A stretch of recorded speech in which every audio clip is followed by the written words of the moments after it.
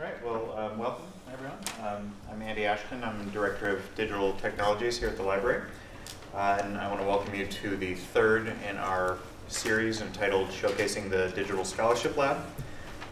Over the spring semester, we're being joined here by Brown faculty and visiting speakers who are talking about their research and, in particular, digital technologies and data visualization and analysis technologies and how those developments impact their research, and also how they open up new avenues for students in learning and scholarship. And tonight we are grateful to host Rachel Franklin, Assistant Professor of Population Studies here at Brown, and Associate Director of the Spatial Structures in the Social Sciences S4 program. She received her PhD in geography from the University of Arizona in 2004 and has professional experience working for the U.S. federal government at the U.S. Census Bureau and in the nonprofit sector as the Deputy Director of the Association of American Geographers. Rachel's research focuses on regional changes in population composition and the causes and impacts of those changes. And for this presentation, she will discuss the recent geography of population change in the United States. And just quickly, a couple of brief announcements. Next Thursday, I encourage you to join us when John Cayley, Professor of Literary Arts, will present Shifting Moods, Revealing Code. It's more of a presentation than a talk, and it will be an attempt to reveal coded aspects of a work in progress on a piece of language-driven art adapted for this facility. In particular, there will be an experimentation with pedagogic and aesthetic possibilities of displaying code alongside the work that it drives. And then finally, one last announcement. On April 18th, there's been a change of schedule. We're happy to welcome the research team who works with Professor Gabriel Taubin in engineering, and they will be talking, I believe, about an archaeology project called Reveal that they have been developing over recent years. So, Rachel, thank you very much. Thank you for having me. So, actually, what I'm interested in terms of this project is population decline. But when I was asked if I would be willing to give this talk, I thought, well, for one thing, I'm actually not that much of a mapper. I'm a geographer, but I don't make a ton of maps. And so decline would probably inevitably involve lots of tables and probably a fair amount of statistical analysis. But if I were to talk about population change in general, well, then you would get lots of nice pictures to look at. And maybe I would help myself think a little bit more about how to frame the issue of population decline in sort of a larger context of growth, since that's what we're really interested in. Let me just grab a clicker. So what I'm going to do tonight for the next hopefully 45 minutes or so is really talk about the geographical context of change. The first part of this really has to do with just looking at maps and looking at the types of places that grow and the types of places that have declined over the past several decades in the United States. Then I'll move into sort of a little bit more of a methodologically complex, to a certain extent, way of thinking about context, which is to ask the question, if I'm growing or I'm declining, what's going on in the areas around me? And how might that matter eventually if we're talking about policy or long-term population change in the United States? So what I'm going to do is give you lots of maps. I mean, a lot of maps. I probably should have counted how many we had before we put this together. But I think that this is a nice way to make use of the new screen that they've got here. And it's also a nice way just to think about the change that's occurring in the United States. As I go along, I'll try to provide lots of thought about scale and context. This is important even when we talk about the data that I'm using, because as soon as you talk about change of any sort, it's actually a little bit more complicated than you might think. And then finally, at the end, I'll try to persuade you that this is important, if you don't already think that it's important, and just think a little bit about why this matters. Okay, so before I get going, this is not a typical academic talk, but I think it's important to at least lay out exactly what kinds of information I'm using and where they come from. So I want to talk about just a little bit how we measure change. And in this case, I'm talking about how we measure population change. There are two things that we need. First, we need people, right? And we need geography. Right? And actually the people part is easy. And when I saw this slide on the screen earlier today, I thought, oh, if my census colleagues could see me, I would be doomed, because nobody ever says that counting people is easy. But the fact is that in the United States, right, we count people, we try to count every single person every 10 years. This means that we have a long, consistent data source in the United States that has tracked who's here, right? So this part is actually relatively simple. The part that's a little bit more complex is measuring change, right? And that's partly because the borders of geographic units change over time, right? This is probably not something that you've thought about a lot, but there are whole offices at the US Census Bureau that deal with nothing but annexation, right? So cities change every year in terms of population. They have babies, they die, people move in, people move out, but they also annex neighborhoods on the fringes, right? So you get population growth that way. I don't want that kind of growth. I want consistent geography, consistent place with more or fewer people over time, right? So that makes measuring the change a little bit trickier, right? Also, if we want to go with just big units, right? Why not US states? Right, Rhode Island doesn't really count. But what about just looking at Texas, right? Why not my favorite state, Indiana or Colorado? Those boundaries haven't changed for a really long time. The issue there is that there's a lot of variation that's happening inside those states, right? Texas, on the whole, is growing like gangbusters, but if you look inside the state, you see that for every Dallas or Houston, you have something in the Panhandle or in the west of the state where you have pretty significant population decline. So that's not ideal either. Small units are great, right? We could go to something really nice and small for the United States, something like a census tract, which for cities is comparable to a neighborhood, right? But then we're capturing a lot of variation and we're just dealing with tons of units. So for the United States, we've got over 70,000 census tracts, and their boundaries are changing with every census because nobody cares what census tract they live in. Does anyone here know what tract they live in? Yeah. Often there's somebody who cares, right? But we all know what city we live in, we all know what state we live in, and if you don't live in New England, most of us know what county we live in. Our county is very important to us, right? And then finally, leaving the geography aside, we have this issue with time frame, right? That measuring population change completely depends on what year you start with and what year you end with, right? So that it would be completely feasible to mask out any change that's happening over time by strategic choice of time units, right? So I want to try to avoid that a little bit too. So, solution. This is what I've decided to do for this presentation. I've decided to go with counties. Part of this is because I really like counties. Counties are beautiful units. We have over 3,100 of them for the United States. Their boundaries are fairly consistent. The Census Bureau cares about them enough that I have access to a data set that has consistent boundaries from the inception of the country through the present day. So it's easy to look at change for counties. For much of the country, they're very small, right? So they're not very useful for New England. They're not terribly useful for the western part of the United States because the units tend to get pretty large. But for everywhere else, they're really attractive. Another thing that's nice about them is that they're the building block for our metropolitan statistical areas. So sometimes when we talk about population change in urban areas, we talk about cities. But a lot of times you'll hear people throwing around terms like metro areas, right? So Providence is part of a metro area. We have a city, and then we have outlying areas that are dependent on the core of the city. So that it's nice to start with counties because we can easily get at the idea of sort of urban population change, growth and decline, by starting with counties. And then a little bit at the end, I'll show you just a tiny bit of change using census tracts. Census tracts are nice if you want to look inside cities, inside metropolitan areas, and have an idea of how population distribution and change might be occurring.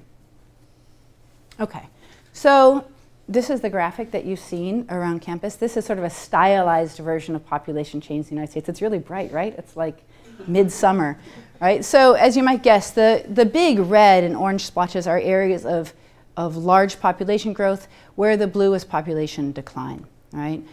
Overall, between 1950 and 2010, which is the main time frame that I'm working with, so after World War II up until present, the US grew by over 100%, right? That's probably not that much of a surprise to you. That won't be a take home, right? A lot of this changes in western states, right? So the western part of the United States grew by over 250%, where southern states grew by over 140%, right? But, right, everyone's growing. So I don't want to like give it away in the first 10 minutes of my talk that really we have massive amounts of decline.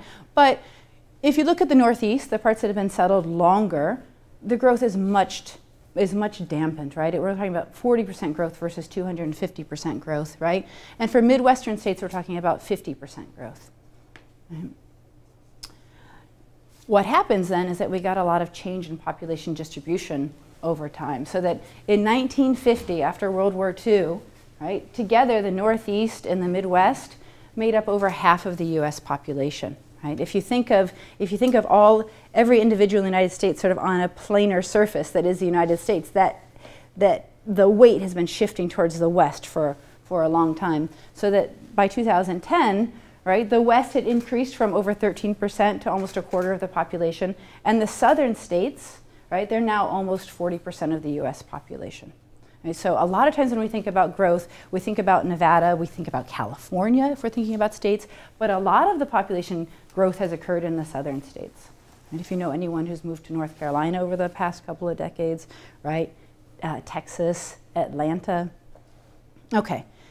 Another way that we could think about the population change would be to think about whether it's occurring in the central counties of metropolitan areas, or what is termed by the Census Bureau outlying counties. You could think of these a little bit as suburbs, but they're definitely the fringe areas of metropolitan areas. And then what are called non-metro counties. It's easiest to think of maybe if non-metro is rural, right? And there are just a couple of things that I want to point out to you here from 1950 to 2010. The first is that as you look to the right, you definitely see sort of a trend, right? The lower growth rates, right, across all types of counties are in the more established New England, Middle Atlantic states, whereas the really high rates of growth are occurring in central metropolitan areas in the mountain states, so Denver, for example, right? Or in outlying counties. In the Pacific West, a lot of the growth is in outlying counties, right? So this is, and one other thing I would point out, since we're going to get into decline here, is that we see much smaller rates of growth and even a little bit of decline for non-metro counties. So that, not to give away the punchline, but when we talk about population decline, we're really, to a large extent, talking about something that's happening outside of cities, even though it is the Detroits and the Flints that get the attention in the media. Right? This is broken up just for the more recent decades, right? It's nice to look from 1950 to 2010, but the more recent decades maybe speak to us a little bit more.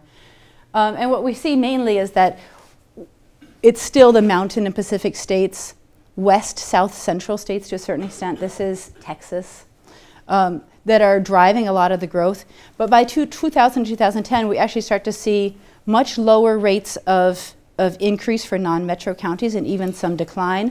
And if we talk about the central and outlying counties in New England or the Middle Atlantic states, they're really experiencing very little growth.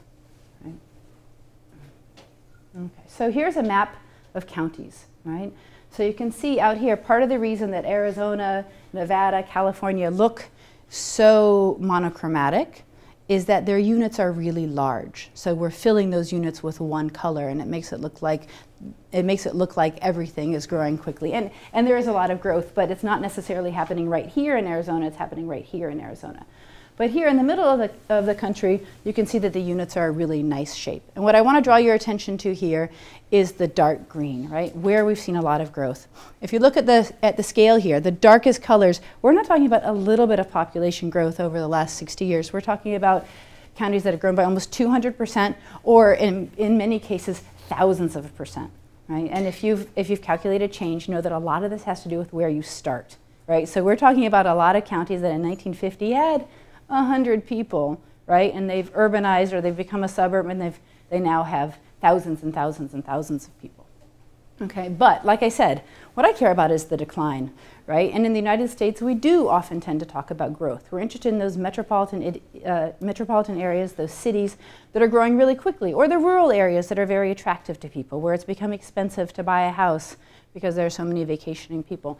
So if we take a look at this map again, right, all of the purple are areas that from 1950 to 2010 have declined. And in this case, the darker colors, although not as extreme as the increases, are also pretty dramatic. So where you see the darkest green, many of these counties have lost up to half or 75% of their population over the last 60 years. Right? And what can we say about the geography of this? Well, it comes down really to sort of two cases. Right? We have the upper plain states, which have been declining for a long time. And then we have what's often referred to as sort of the Rust Belt, right? Western Pennsylvania, West Virginia, parts of Ohio, places where the industrial base has changed and it's harder to make a living, right? Okay, this is just to give you a sense over time of how the change has played out, so that we had Right after World War II, in the first decade, 1950, 1960, not so much extreme rates of growth, but sort of widespread growth, right? From 1960 to 1970, we start to see more decline, but a lot more dark green, right? A lot more extreme growth. And here, from 1970 to 1980, really a lot less decline, right? If we're looking at the spatial units anyway, right? And more growth. Part of this is that by the early 1970s, we're in the middle of the baby boom, right? People who had their kids in the 1950s, early 1960s, right? There are lots of people around. Whereas by the 80s and 90s, it starts to play out a little bit differently, where we can see a lot more widespread decline. And one thing that I would say is that if we were 10 years ago and we were talking about 1990 to 2000, it really wasn't that dramatic of a picture, right? We had these areas that had been in decline for a long time, a smattering of decline through the Midwest and New England. And so one question really is this it, right? Is this the recession, or is this sort of where we're heading, where we have increasingly widespread decline at the county level, right? And I don't think we're going to know that answer for a couple of decades, but it's something to think about. Okay, so what I've done here, in an effort to keep you free of all tables for this talk, this is a graphic showing you by decade and by region the percentage of counties that lost population. And so here on the far left, this is just absolute decline, right? We have a long enough time period, 1950 to 2010, where any decline is notable, right? If you had fewer people in 2010 than you did in 1950, that's decline. Whereas for the other decades, you have to decline by at least 5%, right? Within a 10-year period, a little bit of decrease maybe isn't such a big deal, but more than 5% might be sustained. And what we see here, right, this sort of yellowish gold color is all counties, right? So that between 1950 and 2010, it's 30% of counties that lost population during this time period, right? And a lot of it is the Midwest, and a lot of it is the South. Not so much New England, right? If you look at the blue here, this is New England. Quite low for 1990, 2000. If you look at 1970 and 1980, you see that these were decades really of decreased decline, not as much decline as we see, for example, between 1980 and 1990, where the Midwest states, it's almost half of counties that lost population during this period, right? And again here, it's still the Midwest, right? The South and the West, they lose population too, but not really to the same extent as the Midwest. And if you look up here at what the census considers to be the Midwest, right, we're including places like Indiana, but we're also including all of the plain states, which is where you saw all of that decline on the previous map. Okay, so before I talk about spatial context, I think that it's worth noting that the temporal context is also important, and this is something that I'm not going to spend a lot of time on because I'm more interested in who's declining around me, who's growing around me. But we could just as easily say that, well, if you're a county that's been experiencing population decline for a long time, you're sort of temporally embedded in decline, right? Losing population for one decade is different from losing population for 5 or 6 decades. So here on this map, what you see by shading, that the darker counties are the ones that have lost population for multiple decades, right? The very lightest colors, what you're seeing in Arizona or California, those counties didn't lose any population during this period. They grew consistently, right? But where we saw on that map at the county level for 1950 to 2010, where we saw the decline in the plain states, right, and sort of the southern states, these dark areas here are telling us that it's 5 or 6 decades of decline, right? Almost, you know, it's ongoing. It's not like this is a blip where for 1 or 2 decades you lose people and then you reach some kind of turnaround, right? Or where maybe it's only occurring for the last couple of decades. This is decline that's been happening decade after decade, right? In contrast, what you see on the right-hand side map is my effort to sort of look at, is my effort to pinpoint when decline sets in, right? So that the darker colors here are more recent decline. What we see here is that, for example, Illinois, parts of Indiana, these are counties that hadn't really been experiencing decline, right? Maybe they hadn't been experiencing a lot of growth, economic or demographically, for a long time, but they were holding steady. But now, in the more recent censuses, we start to see decline. right?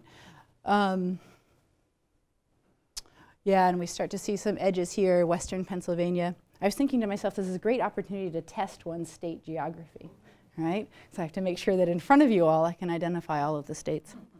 Okay, so I'm not going to spend any more time really thinking about the temporal aspects of decline, but I think that in the end, when we start to talk about policy and policy responses, one thing that would be important to keep in mind is that it's different to think about fixing a region, if we're interested in fixing a region, that's only been in decline recently, compared to counties that have been in decline for decades. What do you do with those counties? How do you begin to turn things around? And I'm more interested in sort of what happens when everyone around you is also in decline, right? So a different kind of embeddedness. But I think both present challenges. It's just that I'm a geographer, not a historian. Okay, so I'm moving at a good clip here. You guys will get to eat your sandwiches with plenty of leisure. So here's where we turn to thinking a little bit more about concepts and methods, right? If we wanted to capture the spatial context of decline, how would we go about doing that, right? So how can I measure the extent to which change in one place, a county, is related to change that's happening nearby? To do that, we have to define all kinds of things, like what does nearby mean, right? Who are my neighbors? Right? And what I really want to do is get at situations like this, where we have a county that loses 10% of its population in the last decade, but it's surrounded by counties that are growing, right? So on my map, this county just shows up as decline, but I have no way of measuring the fact that it's declining, but it's located in a region that's actually growing, right? So this is a different situation. This could very easily, this is Wayne County, by the way. This, where Detroit is. This is a situation where what you have are people likely moving out to neighboring areas, right? Compared to a situation on the right where what we have here is a county that grew in the last decade, but if you look around it, everyone around it is declining, right? This is in a 10-year period, counties that are losing 9, 10, 11% of their population, right? So this is pretty serious decline in one decade. What I want to know is it different to be this place if you're growing and everyone around you is declining, or everyone around you is growing, right? Or in this case, if you're declining, how can I measure the fact that maybe everyone around you is also declining, or maybe everyone around you is growing, right? You have bad luck. I would argue that this has implications for regional level policy, certainly, right? Okay, so conceptually speaking, what we want to think about is whether we're looking at counties that are experiencing what I call localized decline, although if you think about some of these western counties, they're pretty big, right? So this is definitely a shortcoming of what I'm doing. But I want to identify counties where I have decline in that county, but they're really surrounded by growth, right? Compared to counties that are declining, but everyone else around them is declining. Think Rust Belt. Think about West Virginia, if you remember those maps from a few slides ago, or a lot of the plain states. It's not that if you live here, it's not that you move a short distance or commute a short distance to get a job, for example, or change your living environment. You're really living in an area of the country where everyone is declining, right? And it's possible to think, and actually West Virginia probably fits this case fairly well in recent decades, where you're declining, your immediate neighbors are experiencing population decline, and your neighbors' neighbors are also experiencing population decline. Really, you have to go a long way to escape decline, to go somewhere where you're finding population growth, right? So conceptually, this is what I'm interested in measuring, right? And what this means methodologically is that we have to decide how we measure neighbors, right? And at this point, I'm thinking about counties. And so the question is, for a particular county, what are its neighbors? How do I count those, right? And there are lots of ways that this is done in geography. One is just to choose a radius, just choose a distance and say, I interact with all of the counties that are within 50 miles of me or 30 miles of me. This is probably the most realistic way of thinking about it. Or I could say, you know, the 5 closest counties, those are my neighbors. I'm going to count the 5 closest counties to me as my neighbors.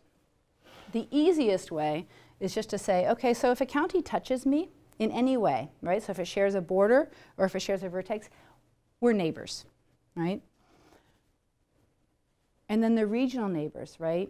Those would be the neighbors of my neighbors. And so what I can actually do is count who my neighbors are and then look at the statistics related to those, right? In this case, I'm interested in population change, but it could be anything. It could be economic growth of my neighbors, right? And then my neighbors' neighbors. And this I characterize as local, right? This is local change, the change that happens that's close to me, that touches me. And this I consider to be more regional change, the change that affects the people next to me as well as the people touching those neighbors. Now, ideally, what would be really nice to have are data that measure the connections from county to county, right? Like look at commuting flows or other variables that capture how tied together counties are, and then we could consider those to be neighbors, right? We could look at migration flows over time. Commuting's often done. We could look at where people shop, for example. So we could build this from the ground up and actually look at the way people behave, the way they vote with their feet, and measure that, but I don't have those data, right? Whereas what I do have is the basic geographic data that says this is who touches whom. So this is what we're going to go with, okay?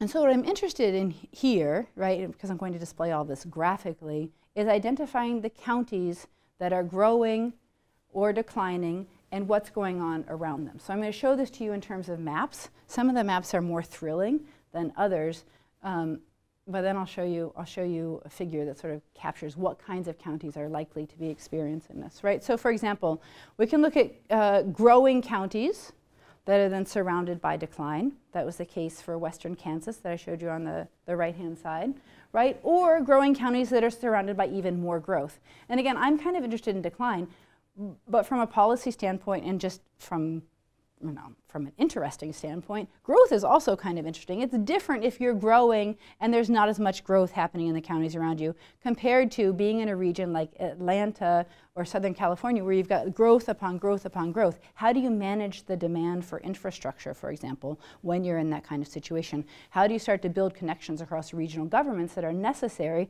to help everyone integrate and interact across all these areas? So although I'm focusing on decline, the reverse case, the growth case, is also interested. So we could also look then at declining counties, right? In this case, we want to know whether they're surrounded by more decline, right? Depressing, or whether they're surrounded by growth, which is a different situation. And is not captured by the basic county maps, right? Isn't going to be captured by any descriptive analysis because all you see is the value for that individual county when what you want to know is what's going on around it. Okay. So what we have here, and for this series of maps, we always have 1950 to 2010, so the longer time period on the left, and then the two more recent decades on the right-hand side. So what you're seeing here, anything that's in green, are counties that are declining.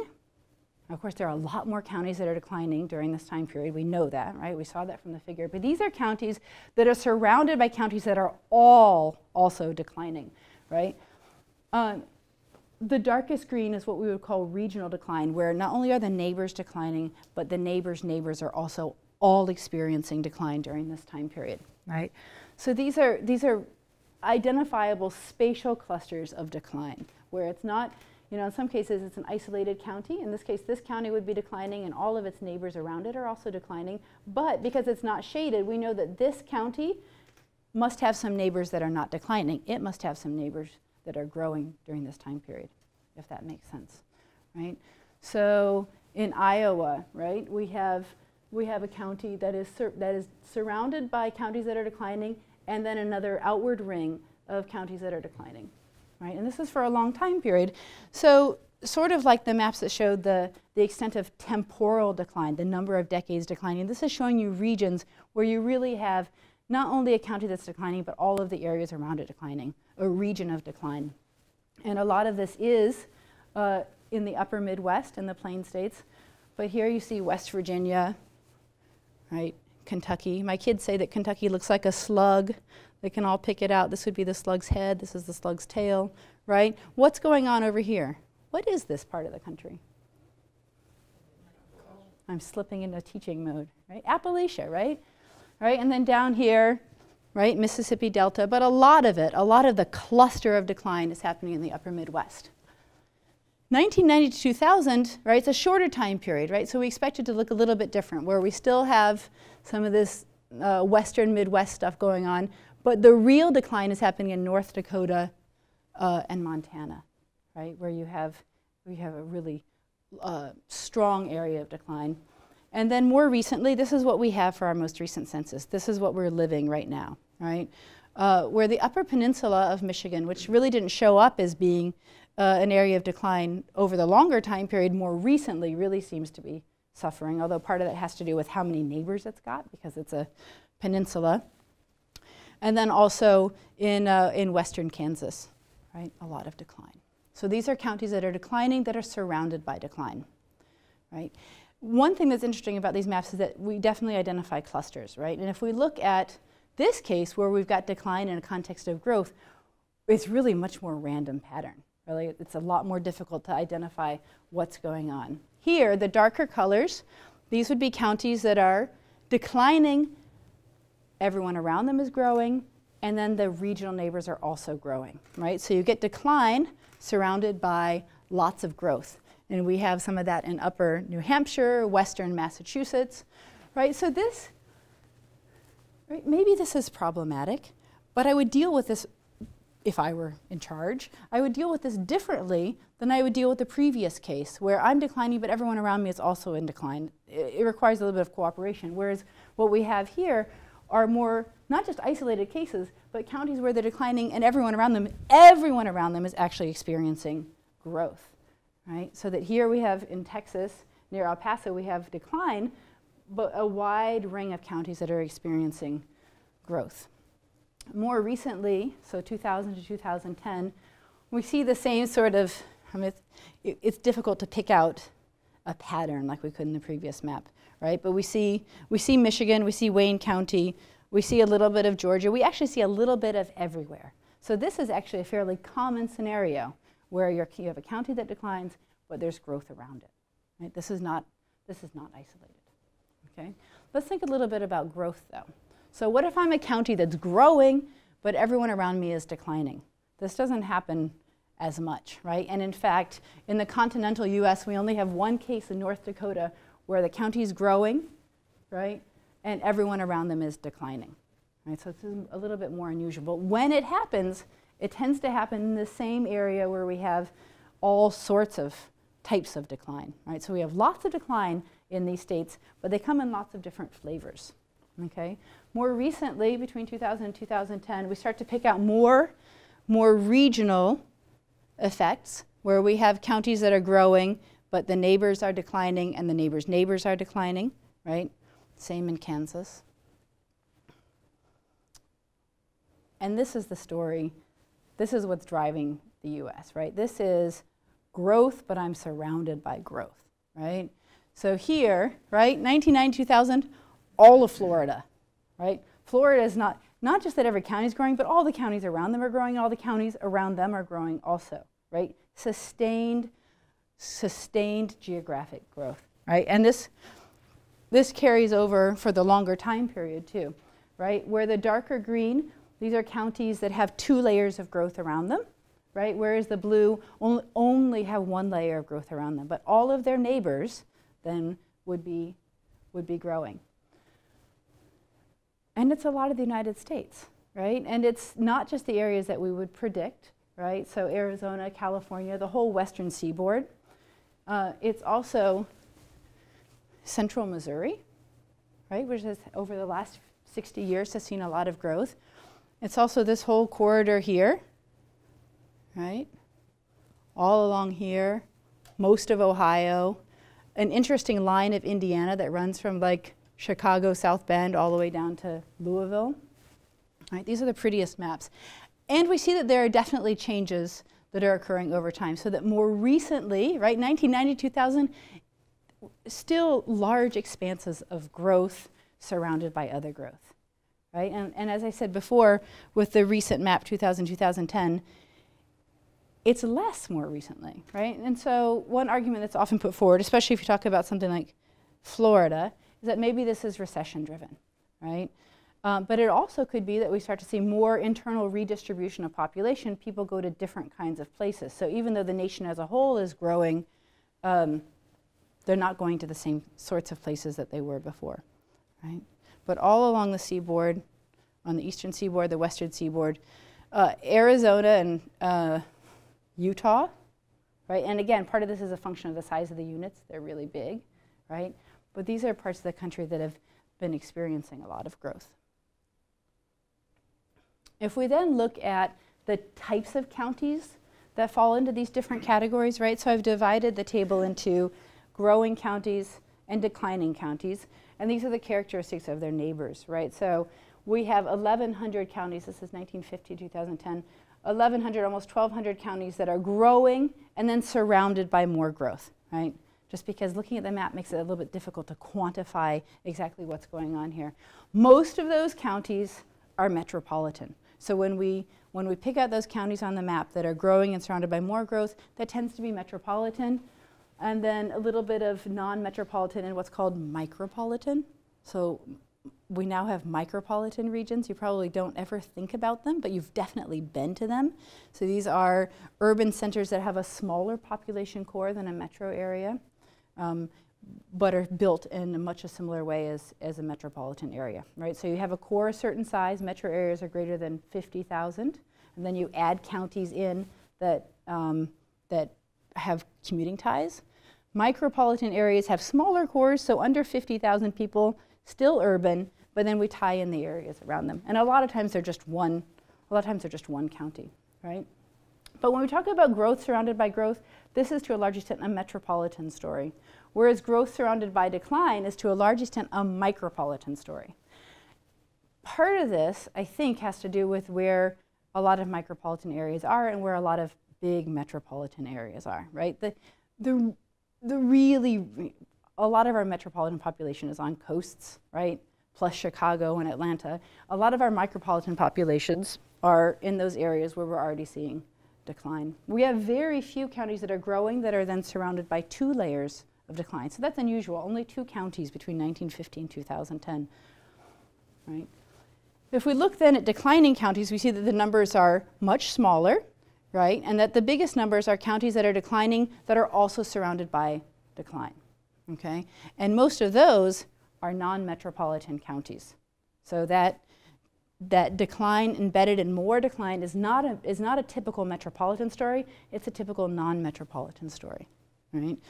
And here we have a few counties where they're declining and then they're surrounded by 1 layer of growth. To a large extent, those are also other, so non-metropolitan. These are similar graphs for the more recent decades. The only thing I really wanted to point out here was the numbers, right? So that the overall trends tend to be pretty similar, right? Between 1990 and 2000, we had almost 1,500 counties that were growing and surrounded by more growth. So this, if you remember from the maps, was a period with a lot of growth. And again, this is mostly metropolitan, right? Whereas in 2010, the numbers are a little bit smaller in terms of growth, right? And in terms of decline, we have, compared to 72 counties that are declining and surrounded by more decline, we have 151 counties that are declining, surrounded by more decline around them, and those are, again, mostly non-metropolitan, okay? Part of the reason I bring this up is that I think when we think about decline in the United States, we either think about rural decline and we don't give it as much attention, certainly not in the popular press, or we think about urban decline and we think about cities that are losing population.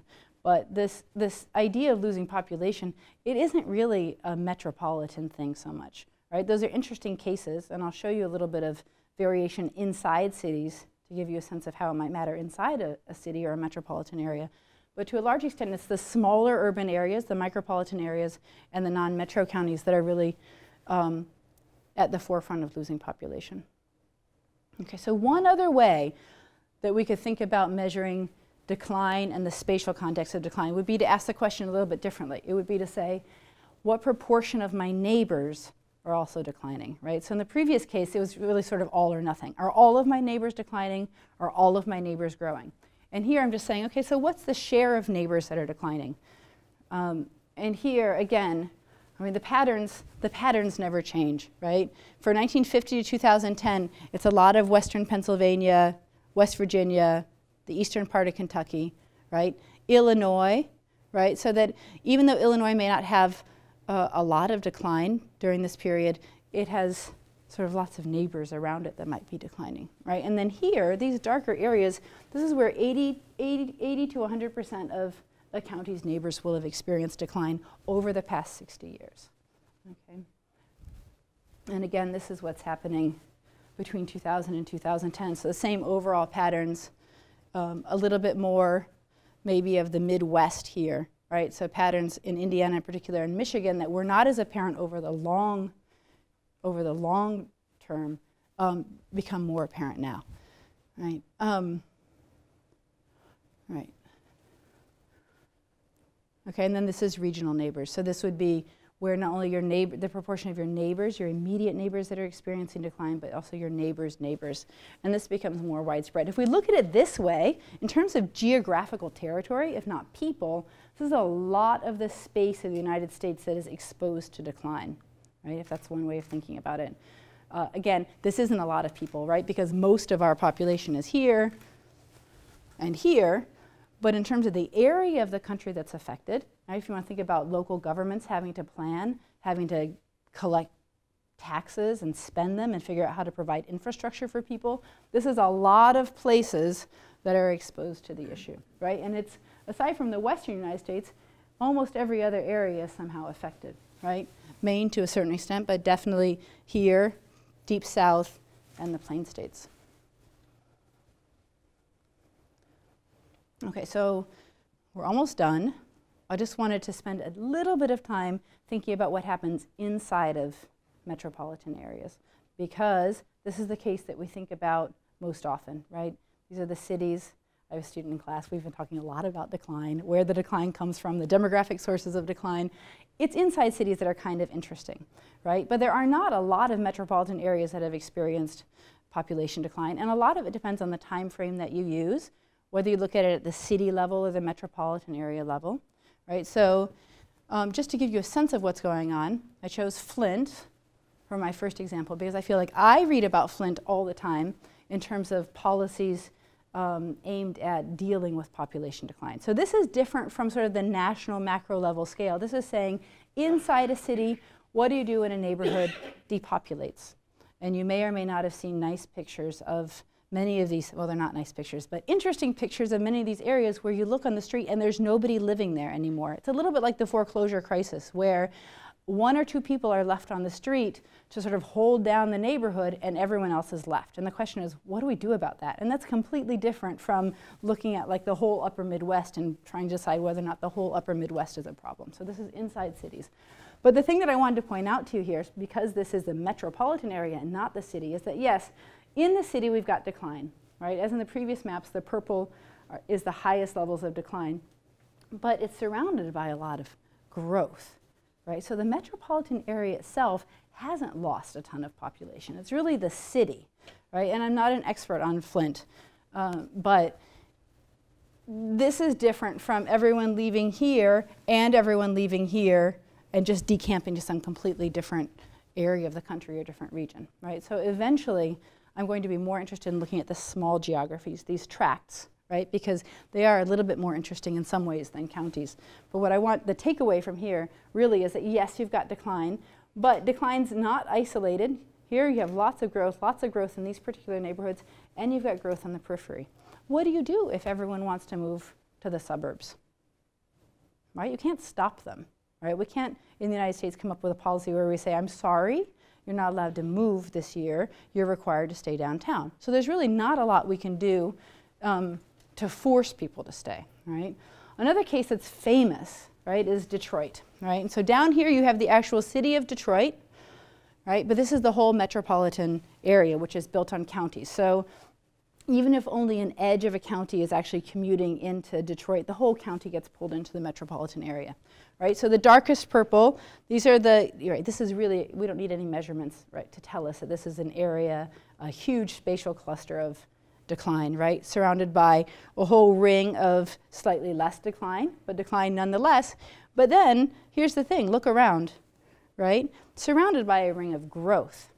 So this is different from, again, from being in an area where everything is declining, right? And just to provide a little bit of a counterpoint, right, this is Phoenix, which is not declining, which has grown enormously, right? But what I wanted to point out to you here is that, yes, see all this really dark green? Growth, lots and lots and lots of growth. But inside the city, right, you get a little bit of growth, right? So this beige, this is all growth. But you get whole neighborhoods that have experienced population decline. So that even in metropolitan areas and cities that are experiencing lots of population increase, it's not that decline isn't an issue, right? People inside the city move from one neighborhood to another, and then local neighborhoods are left trying to figure out what to do. Anyone who reads about Chicago schools, for example, right, will know that it matters if you have fewer people in a particular neighborhood. Anyone who lives in Providence will know that, right? As people move around inside a city, you end up being challenged trying to figure out how to provide the same level of services everywhere that you used to, right? So that even in a city that's growing rapidly, that has experienced lots of growth, you still get pockets of decline. Okay, so why does it matter? Right? Well, the US doesn't really fall into this category here of national considerations, but population decline is something that every developed country is facing. And many Western European countries without immigration would experience declines at the national level. So their population would be shrinking at the national level, not just declines in little pockets of the country, right? And the reason that the specter of decline is raised often are sort of practical reasons, right? Like labor force. It's not that when you have population decline at the national level, you lop off all the older cohorts. You have fewer young people coming up, right? So who's going to work, right? Which leads into the next issue, which is who's going to support all of the older people, right? And I frame this as a national level consideration, but you could think about the whole middle of the country, that this is potentially an issue also. Who supports these people? And it could be the day-to-day stuff, right? Who's checking on people, who's taking care of them, but it's also who's paying into Social Security to make sure that when we retire, we get our Social Security, right? This is the reason we care at the national level, right? It's also demographic inertia, that once you have very low fertility rates and you realize that you've got a problem, or potentially a problem, China's a good example of this, it takes a really long time to fix it, right? So it's not that you're leaving immigration out of the picture for a minute. It's not that you can immediately rebound. It takes a while to get more people into the system. If you were one child and then you have one child, it's a long time before you can start to grow the population again. And then every once in a while, something that comes up is this idea of an agricultural base, right? Somebody should be growing our food, right? With increased mechanization and industrial agriculture, you can grow lots of food without having lots of workers. But that only works up to a certain point. And so one question is, well, do you care if you have people in your rural areas to grow stuff? Does it matter to you? Which sort of feeds into a few items which are not on this list, which have to do with things like nationalism, with how we feel about our country, with the idea that once you have population decline or economic decline, it somehow says something about your country, right? And we don't face that yet, right? The United States is growing quite healthily. We grew by 10% in the last census period alone. Then there are the more local challenges to decline, right? There's a local issue of tax base, right? If the United States and you fund a lot of your government services based on property taxes, for example, what do you do when a lot of people have left the area and they're not paying property taxes anymore? This wouldn't be an issue if everything became smaller along with the declining population. But you usually have the same requirements in terms of public service provision and health service provision that you did before, right? So part of this is tax base related. You have fewer people to pay taxes that can then be used to pay the garbage man, right? But the garbage man is still having to make a route that is the same spatial extent that he did before, because you still have a few people located here, here, and here. It's not that the people moved in and the routes became more efficient. You're still having to cover the same geographic area for fewer people, right? In terms of health service provision, well, you can think about doctors serving rural areas, right? The catchment area for one doctor when you have very few people has to be enormous, like further than they could actually drive. How do we support that? But it's also things like 911 and ambulances, right? How are we going to fund this, to have ambulances that stand by for very few people, right? We talk about this sometimes in the context of cities, but in the rural areas it's really important. What are we going to do about this, right? It's important in terms of community cohesion too. It's hard to build a community at the neighborhood level if lots of the houses are empty, right? This is similar to what's been said a lot about the foreclosure crisis, right? That you can end up living in neighborhoods where there are no people living anymore because they've all left, and that can lead to things like increased crime, perceptions of decreased safety. You feel a little bit more uncomfortable maybe letting your kids roam around. It just feels different, right? And it feels different than it would if everyone just had a larger yard, because what you're seeing are empty structures on the street. So it affects quality of life. Okay, so what do we do about it? There's actually quite a large response across developed countries for trying to deal with this, right? I like to think of them in terms of what I call adaptation and mitigation, right? Where adaptation is saying, okay, this is it, we're in decline, nothing's going to change, we better learn how to deal with it, right? Versus mitigation, where you're still kind of saying, okay, so if we only had some more people, everything would be okay, right? We just need to get people to come back, right? Two totally different philosophies in terms of dealing with population decline. I put the Buffalo Commons at the top because I think it's really interesting. This is the idea that we should just take all of that blue area in the middle of the country, move all the people out, and slowly convert it back to wilderness, right? We don't need any people there, right? It's just a question of moving the people out, and it would be better for everyone, okay? On a more practical note, though, we have things like housing buyouts, so that local governments will sometimes buy the properties from absentee homeowners, right? So that you can then either resell it at a more affordable price for the people who are there. So in a way, you're increasing access to home ownership for the people who are there. Or you buy the property, you tear down the house, and you create new parks. Or you increase the average lot size for housing units, right? Flint, Michigan has done some of this. Why should you have really small lots with small backyards when there aren't any people? You could just expand your yard to take up some of this space, right? Sometimes urban gardens are mentioned. All of this comes under the umbrella heading of what's called right sizing, which is in terms of urban planning, taking the people who are there and figuring out how much of a city you actually need for the people you've now got, right? So it's like downsizing, right? Your city used to be big enough to house all these people if you're Youngstown, for example, or Toledo, but you're not going to be that big anymore, and you're never going to be that big anymore. So why not try to figure out how to use all the space you've got, right? Either by encouraging people to increase their population density in other neighborhoods, or by creating new parks, right? Creating more green space, right? So there are lots of things that you could do. I had to add this because somebody sent me this link, which was proposed for the city of Detroit in neighborhoods that have no people. And he said, we don't need to tear down any of these buildings. We'll just open a theme park. And what we'll do is we'll hire zombies, and you pay your fee, and people will chase you, right? So you just create an amusement park, right, on somebody's neighborhood, right? But none of this is going to bring new people, right? It might bring some revenue. People come in from the outside and leave their money, but it's not going to bring new inhabitants. These strategies are more about trying to get people to come, right? So tax incentives for return migrants, Kansas, Iowa, right? A lot of these states, especially states like Iowa, do a really good job of educating their young people, and then the young people leave. So they get kind of a double whammy. They've invested a lot in higher education, they do a good job with it, and then people leave and take their human capital elsewhere, right? So maybe you could just get people to come back. Talk up the quality of life, how great it is to live in these places, to return to where you're from. Maybe it's just a question of marketing. Maybe people don't know how awesome Iowa and western Kansas are. Shift in economic base, right? So sometimes, especially in rural areas, this is about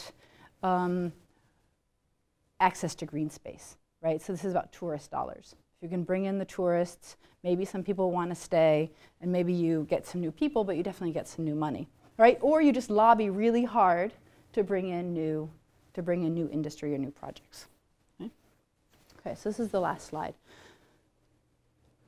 I hope that the maps were worth it alone, right? I hope that you have a sense, if not of the overall level of population change in the United States over the last 60 years, at least some of the geographical nuances of that change, right? Whether it's a national level map or just thinking about whether the change has happened in metropolitan areas or non-metropolitan areas. But this is the stuff that I'd like you to remember, right? So when we look at these growth trajectories over the last several decades, it totally depends on the units that you're looking at, right? So that as you zoom in, it's like Google Maps, as you zoom in and the units get smaller, you're going to find decline in these places, right? And whether or not it's an issue, well, that's arguable, right? But certainly at the county level, there are large clusters of decline, right? And we saw large clusters of growth. And in both cases, I think that the individual level growth is important from a spatial unit perspective, but it's also the context in which the change is taking place, right? That it matters what's happening in your neighbors, right? Decline is widespread. Probably within the first 15 minutes, I'd convinced you of that. I did not spend a lot of time on this part, but I think that it's key to think about the idea that it's okay to decline. That decline isn't necessarily bad. It represents a challenge, right? But I'm not sure that the mitigation strategies are the ideal way to go. Sometimes it is better to right size at the local level, right size at the regional level, right? And that the spatial configuration of population change, right? Not just looking at the macro level numbers at the national level, the regional level, the configuration of the change is potentially really important, right? And when I say important, I'm talking about things like policy more than anything else. And that's it. Thank you.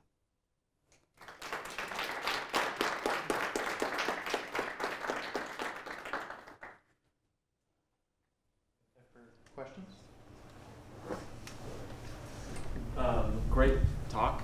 I have a question about if the data that you're getting is from census figures, and that's a once a decade collection process. You're also making the argument that this has policy implications, or is it at least useful for policy? People who are thinking about mitigation or accommodation. Is 10 years a narrow enough time horizon for policymakers to act nimbly and respond to population shifts? So what really happens is that we try to count every single person every 10 years, and then every year in between that, we estimate the population all the way down to the county level. But the way that's done is it's only intercensal, so you take a census and then you start estimating based on that base. So it does work well. So yes, you have more recent data. The problem is if you want to construct a really long time series, it gets a little bit murkier because they keep resetting the base that they're using when they get more accurate numbers to work with, if that makes sense. But the estimates data that the census produces are actually kind of cool in the sense that you get an estimate for population, but you also get an estimate of the demographic sources of that change. That means that they tell you how many people were added or subtracted in a given time period, so say over the course of a year, but how much of that change can be allocated to births and deaths, and how much of it can be allocated to immigration, and how much to net migration. So I've done a little bit with that at the county level. It's just that the time spans are so much shorter, and I really wanted something longer. So from a policy perspective, you use estimates data a lot. And you also use your own local data.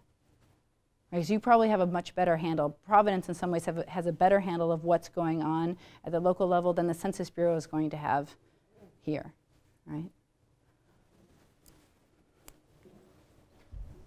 I think one of the things that might be happening is that the baby boomers now getting to age, like for around here, they're tired of the cold, they're tired of this type of weather, and they're going to places like Florida, Arizona, and places like that.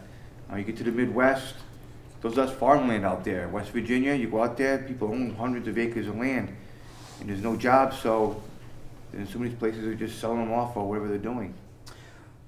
Right. I mean, one reason you get this entrenched decline especially in these states is that you get some retirement migration, but you also get, again, another double whammy where people finish school, whether it's high school or college, and they move out. They take with them their own body and their reproductive capacity. So it's not that they don't have kids, they just went somewhere else to have kids. So that you start to lose your capacity to regrow yourself after a while, unless you import new people, right? Unless you get some new stock. But I think in that part of the country, I'm also seeing, and you see on the news, that the weather that's been taking place over the last 3 or 4 years, the intense tornadoes and things of that nature that are wiping out towns and killing a lot of people, they're all packing up and they're going elsewhere where it's not so violent of weather areas.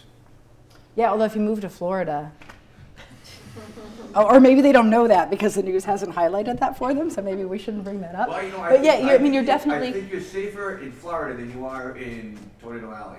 Right. You've got less of a chance to get hit by a hurricane than you do a tornado. Yeah, I mean, one thing that we can definitely say is that there's a lot of retirement migration out of those states down to the Sunbelt states, and that's been going on for a long time. It's an interesting question whether it'll increase, partly because of baby boom, but also it's cheap to buy in Florida right now, right? So that we've almost reset the clock for some of these retirement destinations. Phoenix, Tucson, Arizona, they've all been hit really hard by the recession. On the news today, there was a $300,000 home for sale in Phoenix, and the property taxes for the yearly property tax was $1,500. But then you have to live in Phoenix. So just keep that in mind.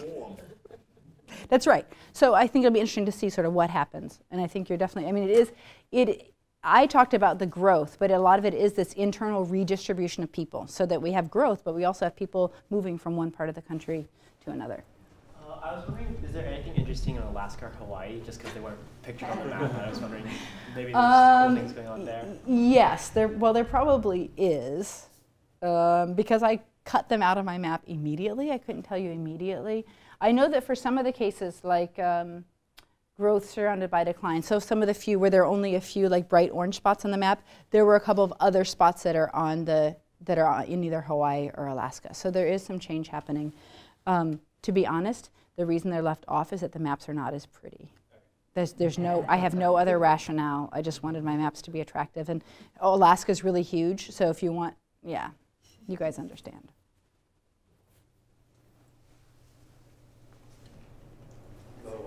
A lot of the interesting stuff a lot of the prettiness on the maps comes at the fringes, at the borders, and I'm wondering if you have any, if the data in Mexico and Canada is interesting and relevant and accessible, and can shed light on some of the neighboring issues. Although, of course, it's, immigration does not take place only on the borders. Well, in Mexico, a lot of, so there is, so I'm not an expert, so now I'm just going on what I think. So along the border, in a lot of the border cities, there has been a lot of population increase, and I think that the declines that we see in our plain states are mirrored to a large extent across the border. So it's not that you could pick, if you were to map the population change for a long time span, you wouldn't be able to pick out the border effect, if that makes sense. Say same with Washington spilling over to British Columbia. I don't think there's really any case where you see a huge break point at the national border.